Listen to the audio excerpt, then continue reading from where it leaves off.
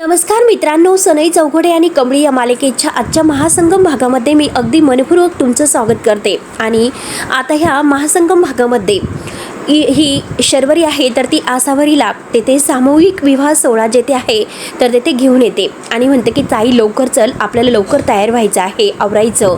तर आसावरी म्हणते की अगं आत्ताच माझा पाय मुरगळला, मला एक गोष्ट सांग, लवकर का आपल्याला आवरायचं आहे? आणि ती कमळी सुद्धा अजून आलेली नाही आणि ऋषी सुद्धा नाही। शर्वरी म्हणते की हे बघ ते येतीलच, आपण तोपर्यंत आवरून घेऊयात। तेवढ्यात आता ही शर्वरी मात्र जेथे हे सामूहिक विवाह सोहळा आहे तर तेथील त्या मॅनेजरकडे येते आणि विचारते की आमचा नंबर कधी आहे? तेव्हा तो म्हणतो की हो तुमचा 7 नंबर आहे। तेव्हा आता शर्वरी म्हणते की थँक्यू आणि आसावरीकडे येते आणि आसावरीला म्हणते की चल लवकर। तेव्हा तो माणूस पुन्हा आता शर्वरीला आवाज देतो की तुमची 9 नंबर रूम आहे तेथे तुम्ही चेंज करा। शर्वरी हो असं म्हणते।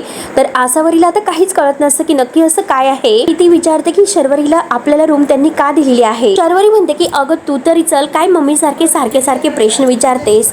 तिच्या हाताला धरून ती 9 नंबरच्या रूम मध्ये तिला घेऊन जाते तयार होण्यासाठी। तेव्हा शर्वरी मात्र तिला ती साडी नेसायला देते। तेव्हा आसावरी म्हणते की अगं शर्वरी तुला काय वाटतं, ही कमळीच्या लग्नाची साडी आहे आणि तू चुकून मला देतेस? शर्वरी म्हणते की नाही ताई, अगं ही तुझीच साडी आहे, तू पटकन आवरून घे, जर काही हेल्प लागली तर प्लीज मला सांग। पुढ्यात आसावरीच्या लक्षात काहीतरी येतं, ती शर्वरीच्या हाताला धरते आणि विचारते हे सर्व काय सुरू आहे? एवढ्यात आता बाहेर पुकारलं जातं की सगळ्या जोडप्यांना मी आवाहन करतो की सगळ्यांनी आपापली तयार होऊन जोडीसोबत येथे येऊन उभं राहावं। तेवढ्यात आसावरीच्या हातातील साडी खाली पडते। आसावरी शर्वरीला विचारते की हे मी काय ऐकलं, खरं आहे का? तेव्हा शर्वरी म्हणते की ताई प्लीज तू पॅनिक होऊ नकोस, सगळं खरं आहे ताई, माझं ऐक। तेव्हा तुझं आणि गौतमचं कळल्यानंतर नक्की पुढे काय केलं हे सगळं काही घडलेला प्रकार शर्वरी आसावरीला सांगायला सुरुवात करते। आसावरी म्हणते की तू वेडी आहेस का, पळून जाऊन लग्न करायचंस का? तुला कळत नाही की तू काय बोलतेस? म्हणून आसावरी खूपच भडकलेली असते। हे लग्न मी करणार नाही असं स्पष्ट उत्तर देते। शर्वरी म्हणते की प्लीज ताई माझं ऐकून तरी घे। आसावरी म्हणते की हे चुकीचं आहे। तर शर्वरी म्हणते की काय चुकीचं आहे? तुझं गौतमवर प्रेम आहे हे चुकीचं आहे आणि ताई तुला कळतं का, तू गौतम सोबत सुखात राहू शकते, त्या बांदेकर सोबत नाही। तेव्हा आसावरी म्हणते की तरी सुद्धा मी हे लग्न नाही करू शकत, कारण पप्पांनी माझ्या लग्नासाठी लोन काढलेलं आहे। मम्मी तर किती स्वप्न बघते हे तुला माहितीच आहे, जर त्यांना हे सर्व कळले तर त्यांची काय अवस्था होईल याचा विचार तू केलास का? आहे का तुझ्याकडे उत्तर? आणि हे बघ मी तुला जेवढं विचारत आहे तेवढ्याच प्रश्नाचे उत्तर दे। आणि तेवढ्यात मात्र आता ही शर्वरी खूपच जोरात ओरडते की एकदा सांगते की पप्पांना लोन नाही मिळालं। तेव्हा आता आसावरी म्हणते की तरी सुद्धा मी हे लग्न नाही करू शकत। त्यानंतर आता इकडे अनिका आणि ही समीरा मात्र ह्या बांदेकरचे कान भरत असते, त्या गौतम बांदेकरचे। आणि तुझी होणारी बायको आज दुसऱ्याच कुणाची तरी होणार आहे आणि तू तर काहीच करू शकत नाही। अनिका म्हणते की अगं तू तर असं काय बोलतेस, तू काहीतरी करू शकतो। समीरा म्हणते की काय करू शकतो? त्या दोघेही त्याची उडवतात, तुला फक्त आता काय राहिलेलं आहे की बँड वाजवण्याची वेळ तुझ्यावर येणार आहे तर, म्हणून ते त्याच्यावर खूपच हसतात। आता हा बांदेकर म्हणतो की बँड आणि माझा वाजणार का?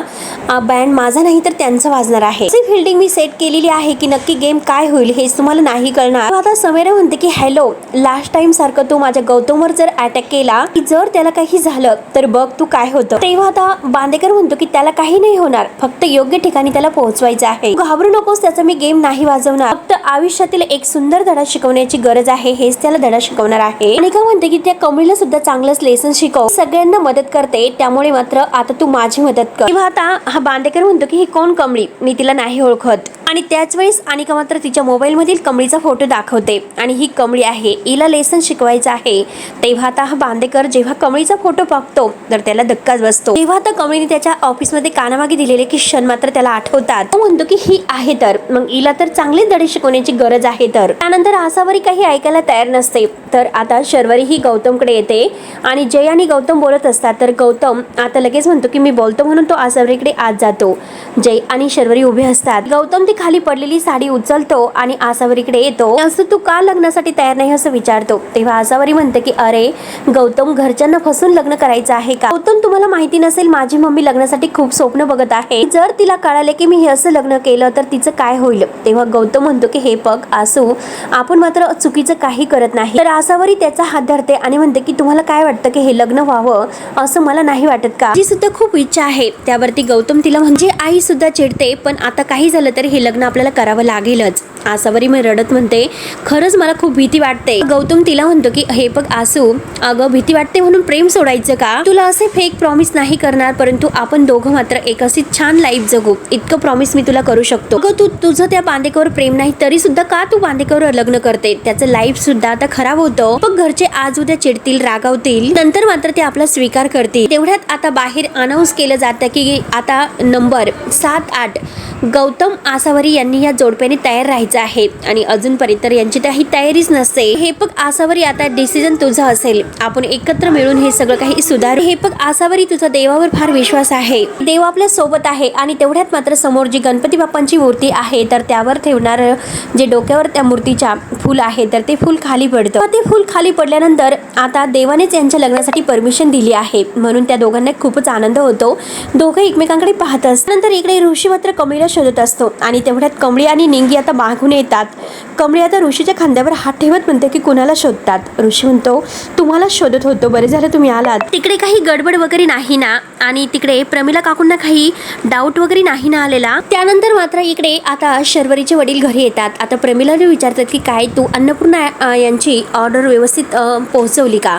तर प्रमिला म्हणते की हो, निंगी आणि कमळी तिकडे गेलेले आहेत, सगळं काही आता मुलींनीच पाहिलेलं आहे, मी आता येथील काम आवरत आहे. त्यावरती बाबा म्हणतात की अगं तू मुलीवर का विश्वास ठेवायचा, इतकी मोठी ऑर्डर मिळालेली आहे त्यामुळे तू नीट लक्ष द्यायचं, चल मी तुझ्या सोबत येतो. आता प्रमिला म्हणते की ठीक आहे, मी ओटा आवरून घेते, लगेच निघूयात. त्यानंतर इकडे आणि काही नयनताराकडे येते. मी तुम्हाला खरं सांगते की ऋषीच्या फ्रेंडचं लग्न नाही, आज ऋषीचं मात्र स्वतःचं लग्न आहे. हा सगळा प्लॅन त्याचा आहे. नयनतारा अनिकावरच रागवते, जे काही बोलते ना स्टॉप इट. हे बघ, या नॉनसेन्स गोष्टीसाठी माझ्याकडे वेळ नाही, मला इम्पॉर्टंट मीटिंग साठी निघायचं आहे म्हणून ती जायला निघते. अनिका म्हणते की मी येते खरं सांगायला आले, मला माहिती आहे की तुम्हाला नॉनसेन्स आणि टॉपिक नाही आवडत, जे काही बोलते ना आंटी ते ट्रूथ बोलते. तो ऋषी खरंच कमळीसोबत लग्न करणार आहे, जे ते सगळेजण मात्र एकत्र लग्न करतात त्याला काय म्हणतात बरं? सोहळा. तेव्हा नयनतारा रागानेच म्हणते की सामूहिक विवाह सोहळा असं म्हणतात. तर अनिका म्हणते की हो, तेथेच मात्र तो कमळीसोबत लग्न करत आहे. नयनतारा म्हणते की माझा मात्र तुझ्यावर विश्वासच नाही. त्यानंतर इकडे समीरा ही तेजस्विनी खानोलकर आहे, हिचे कान भरायला येते. तर गौतम मात्र त्या आसावरीशी लग्न करत आहे, त्यामध्ये जय सुद्धा सहभागी आहे. आता ही तेजस्विनी म्हणते की नाही आणि म्हणते की माझ्या दोन्ही मुलावर पूर्ण विश्वास आहे आणि स्पष्ट म्हणते की माझा मुलगा कधीही असं नाही करणार. त्यानंतर इकडे अनिका सुद्धा आता नयनताराला समजावत असता कळतं की ऋषी तुमच्याशी खोटं नाही बोलणार आणि त्याची सुद्धा काही चूक आहे, पण त्या कमळीने त्याच्यावर जादू केलेली आहे त्यामुळे तो तयार झालेला आहे. जसं जसं मात्र ती सांगते एकदम तसेच तो करत आहे. अनिका मात्र आता प्रूफ म्हणून जो काही त्या सामूहिक विवाह सोहळ्यामध्ये आता जे फॉर्म भरलेला आहे त्या फॉर्मवर मात्र ऋषी आणि कमळीचं जे नाव आहे ते मात्र इने दाखवलेलं असतं आणि जर त्यांना लग्न करायचं नसतं तर त्यांनी आपले नाव का तेथे नोंदलं असतं. आता कुठे नयनताराचा विश्वास बसतो, नयनताराला आता हे बघून धक्काच बसतो. त्यानंतर इकडे आता हा बांदेकर आहे तर तो मात्र आपल्या गुंडांना सुपारी देतो गौतमला उचलण्यासाठी. त्या दिवशी तो मुलगा वाचला पण आज मात्र तो सुटायला नको आणि जर ती चूक पुन्हा तुमच्याकडून झाली, तो जर सुटला तर मी तुमचा गेम करेल म्हणून त्यांना धमकावतो. हे बघा, त्याला तर उचलायचं पण त्याच्यासोबत असणारी 2 वेण्यांची मुलगी तिला सुद्धा उचलायचं आहे. तिच्यासोबत मात्र उंच दाढी असलेला आता तो मुलगा आहे. तेव्हा ते गुंड म्हणतात की हो साहेब आणि फोन ठेवतात. तर बांदेकर म्हणतो की माझ्याशी पंगा घेतला. जेव्हा ही बांदेकरनी गुंड पाठवलेली आहे ती मात्र आता ह्या सामूहिक विवाह सोहळ्यामध्ये काहीतरी सामान वगैरे घेऊन तेथे येतात, तेथे घुसण्यासाठी. तेवढ्यात मात्र आता ते निंगीला पाहतात. तर आता म्हणजे 2 वेण्यावाली आणि निंगीने 2 वेण्या घातलेल्या असतात. तर तो दुसरा गुंड त्या गुंडाला म्हणतो की अरे ही तर तीच आहे. निंगी मात्र ऋषी बरोबरच बोलत असते आणि त्या बांदेकरने सांगितलेलं असते की उंच गोरा दाढी असलेला मुलगा तिच्यासोबत असतो आणि त्यांना आता ह्या गुंडांना असं वाटतं की नक्की हीच ती मुलगी आहे. निंगी आता ऋषीला म्हणत असते की ते केटरसवाले येतच असतील, मी एक काम करते गेटवर जाऊन बघून येते. म्हणून ती गेटवर जाते. लगेच ती निंगीचा पाठलाग करत तिच्या मागे. त्यानंतर आता गौतम म्हणतो की फायनली आसावरी तयार झाली, आता आणखीन काही प्रॉब्लेम यायला नको, एकदा की आमच्या दोघांचं लग्न झालं तर सगळं काही सॉल्व्ह होईल. बाकीचे राहिलेले 2 गुंड तर आता गौतमकडे येतात आणि याच्यावरच नजर ठेवायची, ती साधायची आणि याला उचलायचं असं ठरवतात. तेवढ्यात निंगी आता बाहेर आलेली असते आणि शोधत असते की केटरसवाले अजून का आले नसतील आणि तेवढ्यात हे गुंड मागून येतात, तिच्या अंगावर चादर टाकून तिला पकडतात. तेव्हा आता निंगीच्या डोळ्याचा चष्मा खाली पडतो. निगी म्हणते की मला सोडा, कुठे चालवलं. जोरात ती वाचव करत असते आणि तेवढ्यात आता हे गौतमकडे गुंड त्याच्या पाठलाग करत मागे येतात. त्याच्या तोंडाला अगदी रुमाल लावून त्याला बेशुद्ध करून तेथून किडनॅप करून घेऊन जात. त्यानंतर आता इकडे शर्वरी, कमळी, जय आणि ऋषी एकत्र असतात. तर आता अनाऊन्स करून पुकारलं जातं की सगळ्यांनी कृपयाकडे लक्ष द्या. नंबर 7, 8, 9 गौतम, आसावरी, कमळी, ऋषी, जय, शर्वरी ह्या जोडप्याने सुद्धा तयार राहील. आता हे ऐकल्यानंतर आता या सगळ्यांना धक्काच बसतो. कमळी म्हणते की हे काय नवीन वनवा, हे असं कसं झालं. जय म्हणतो की नक्कीच कोणीतरी मुद्दाम केलं असेल. तेव्हा आता जय म्हणतो की चला पटकन आपण आपली नाव कॅन्सल करूयात. तेव्हा शर्वरी म्हणते की अरे हा जर आता आपण नाव कॅन्सल करण्याचा प्रयत्न केला तर हा लग्न सोहळा कॅन्सल होईल, कळतं का. त्यामुळे ताई आणि गौतमचं लग्न होणारच नाही. हे म्हणतो की मग आता तुझ्याशी लग्न करायचं का. तर कमळी म्हणते की हो, कारण तात्पुरतं आपण लग्नाचं नाटक करायचं, लग्नासाठी उभं राहायचं. जेव्हा मंगळसूत्र घालण्याची वेळ येईल त्या टायमाला मात्र घालायचं नाही. कमळीची आयडिया मात्र ऋषीला पटते. तो म्हणतो की चांगली आयडिया आहे. इकडे आता आसावरी मस्त तयार होत असते गौतमची वाट बघत. तर जय आता गौतमला शोधतोय. गौतम कुठे गेला असेल, तो दिसत नाही. त्याचा फोन सुद्धा लागत नाही म्हणून तो फोन करतो. तो शर्वरीला फोन करतो. शर्वरी आता आसावरीच्या जवळ असते. तेव्हा आता जय विचारतो की गौतम तुला किंवा आसावरीला सांगून कुठे गेलेला आहे का. शर्वरी म्हणते की नाही. काय झालं, तू कुठे गेला असं विचारते. शर्वरी विचारते की काय झालं. तेव्हा आता लगेच जय तिला बाहेर बोलावतो. आसावरी विचारते पण शर्वरी काहीच सांगत नाही. आता ती आसूताईला हाताला धरते आणि चल आपल्याला बाहेर मंडपाच्या तिथे जायचं आहे. तिच्या हाताला धरून ती बाहेर घेऊन येते. त्यानंतर आता इथे नयनतारा येते. नयनताराची आतमध्ये एंट्री झाल्यानंतर तिच्या मागे आता ही तेजस्विनी खानोलकर सुद्धा येते. कारण समीरा, अनिका यांनी यांचे कान भरून बरोबर यांना इथे आणलेलं असते. तेवढ्यात दोघींचीही एकमेकींना धडक होते. दोघी एकमेकींना कशासाठी इथे आलात असं विचारतात. नयनतारा म्हणते की मी आता या फंक्शनची चीफ गेस्ट आहे. नयनतारा असं म्हटल्यानंतर आता ही तेजस्विनी पाहतच असते. नयनतारा विचारते की तू इथे कशाला आली. आता ही सुद्धा काही कमी नसते. ती म्हणते की आम्ही कार्यक्रमासाठी डोनेशन दिलेलं आहे. परत दोघींना मात्र खूपच टेन्शन असतं. दोघे एकमेकींशी खोटं बोलतात. नयनतारा म्हणते की का खोटं बोलतो. परत दोघेही विचार करतात एकमेकींशी आपण का खोटं बोलतो. त्यावरती नयनतारा म्हणते की ऋषी, तेजस्विनी म्हणते की जय आणि नयनतारा म्हणते की गौतम. तेव्हा तेजस्विनी म्हणते की हो, दोघींचा एकच प्रश्न आहे तर एकमेकींशी का खोटं बोलतोय. इथे मात्र आपण आपला प्रॉब्लेम सांगू सुद्धा शकत नाही म्हणून दोघी आता फोन करतात आणि दोघे एकमेकींकडे बघत वाचतोय असं म्हणतात. त्यानंतर मात्र जय आता आपल्या मोबाईल मधील गौतमचा फोटो सगळ्यांना दाखवून विचारत असतो की याला कोणी बघितलंस का. प्रत्येक जण नाही म्हणत असतो. आणि तेवढ्यात आता एक असा कपडे घातलेला राक्षसी अस्वलाचा अवतार असलेला माणूस तेथे मात्र आलेला आहे आणि तो जयला असा हातवारे करून त्याला त्रास देत असतो. जय म्हणतो की काय सारखं माझ्या मागे मागे करतो. सारखा जयच्याच मागे फिरत असतो. इकडे ऋषी सुद्धा आता गौतमचा फोटो दाखवून सगळीकडे गौतमला शोधत असतो आणि तेथील लोकांना विचारत असतो की यांना कोणी बघितलंस का.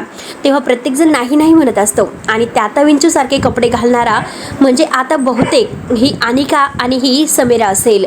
आणि अनिका मात्र ही आता ते हे तात्या विंचूचे कपडे घालून ऋषीच्या मागे मागे करत असते आणि ही समीरा जयच्या मागे मागे. तेव्हा ऋषी वैतागतो आणि काय हे नवीन नाटक आहे असं म्हणतो. मात्र नयनतारा आणि तेजस्विनी दोघेही एकत्र मात्र रूम चेक करत असतात की नक्की आता हे सगळेजण आहेत तरी कुठे. तेव्हा तेथील आता एक माणूस त्यांना आढळतो आणि म्हणतो की सगळेजण आता स्टेजवर येतील, नवरी आणि नवरदेव मंडळी, त्यामुळे प्लीज तुम्ही तिकडे जाऊ नका. मी तुम्हाला असं नाही सोडू शकत. आणि हा रूम आहे तर त्या लग्न करणाऱ्यांना अलाउड झालेले आहे, त्यामुळे तुम्ही तेथे नाही जाऊ शकत. आता तेजस्विनी त्या माणसाला म्हणते की तुला कळतं का तू कुणाशी बोलतोस. तेव्हा लगेच आता तो माणूस म्हणतो की हे बघा आम्हाला मॅनेजरनी सांगितलेलं आहे वर पक्षाच्या लोकांशिवाय कुणालाही आत सोडायचं नाही. तेवढ्यात आता नयनतारा रागाने म्हणते की आम्ही वरमाई आहोत. माणूस मात्र आता त्या दोघींना आत सोडतो. नयनतारा आणि तेजस्विनी मात्र आता प्रत्येक रूम मध्ये आता ह्या ऋषी आणि ह्या जयला गौतमला शोधत असतात. शेवटी सगळीकडे शोधतात आणि दोघी वैतागून एकमेकींच्या जवळ येतात आणि आता दोघे एकमेकींना म्हणतात की नाही इथे कोणीही नाही. तेजस्विनी म्हणते की मला तर खरंच काही कळत नाही आणि नक्की ते लग्नाला तर उभं राहिले नसतील ना. तेव्हा नयनतारा म्हणते की लग्न तर झालं नसेल ना. तेथे आता राजांची एंट्री होते. राजांचं छान असं वेलकम केलं जातं. राजन सगळी चौकशी करतो काही अडचण वगैरे आहे का. तर तो माणूस म्हणतो की नाही. त्यानंतर मात्र नयनतारा आणि तेजस्विनी आता हे जे काही नवरा आणि नवरी आहेत तेथे म्हणजे उभे आहेत लग्नासाठी एकत्र सामूहिक विवाह सोहळ्यात. तर तेथे चेक करायला येतात की येथे कमळी, ऋषी आणि जय, शर्वरी कोणी आहे का. आणि तेवढ्यात त्या दोघींच्या मागे मात्र आता ते अगदी कार्टून त्यांना लागलेले आहेत. तेव्हा ते दोघेही खूप घाबरतात, नक्की हे सर्व काय आहे म्हणून पुढे पळत असतात. आणि तेवढ्यात कमळी मात्र आता निंगीला शोधायला येते. निंगी कुठे दिसत नाही आणि तेवढ्यात तो आता तात्या विंचू सारखे कपडे घालणारा कार्टून आहे तो कमळीच्या मागे लागतो. कमळी म्हणते की अरे बाबा जा की का मागे लागतो. आणि कमळी कमळी आता निंगीला शोधायला जाते. त्यानंतर शर्वरी आसावरीला आता तेथे सगळं काही हे जोडपी उभी आहेत त्यांच्याजवळ घेऊन येते. आसावरी खूपच घाबरलेली असते. आसावरी विचारते की अगं पण गौतम कुठे आहे? अजून नाही आलेला. तर शर्वरी म्हणते की अगं हो, तो जवळपासच असेल कुठेतरी, बघून येते. तर आसावरी म्हणते की हो लवकर ये. नंतर ऋषी मात्र आता गौतमचा फोटो दाखवून विचारतो की ताई तुम्ही यांना बघितलात का? कोणीही नाही नाही करत असतात.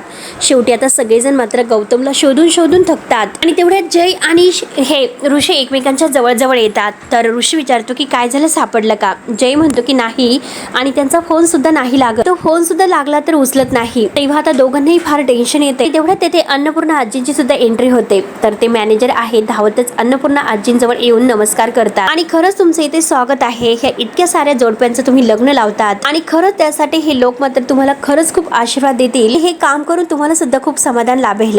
तेव्हा अन्नपूर्णा आजी म्हणते की करता करविता तो असतो, देवाकडे बोट दाखवते. तेव्हा मात्र आता आसावरीला खूप भीती वाटत असते की नक्की काय होईल, तिला टेन्शन येते. त्यानंतर आता हे जे काही लग्नाच्या ऑर्डरीचं केटरिंगचं काम मात्र ह्या प्रमिला ताईंनी घेतलेलं असतं आणि तेथे ते व्यवस्थित पार पडतं की नाही हे बघण्यासाठी मात्र त्या तेथे आलेल्या आहेत. देवबाप्पाला हात जोडतात, प्रार्थना करतात. तील दृश्य बघून त्यांना आनंद होतो आणि त्यांच्यासोबत आता शर्वरीचे बाबा सुद्धा आलेले आहेत. त्यांच्या मागून आता कमळी मात्र नंगीला शोधत असते की नंगी कुठे गेली असेल. तेथून गुंडांनी कमळीला पकडून नेलेला आहे. तेथे मात्र कमळी तिला शोधायला येते. ती निंगीला आवाज देते. तर तेवढ्यात तिचा पायाखाली तिला आता निंगीचा चष्मा दिसतो. तो चष्मा ती उचलते आणि म्हणते की निंगीचा चष्मा कुठे गेली असेल ही. ती निंगीला शोधायला येते. कमळीला काहीतरी डाऊट येतो, ती खूप घाबरते.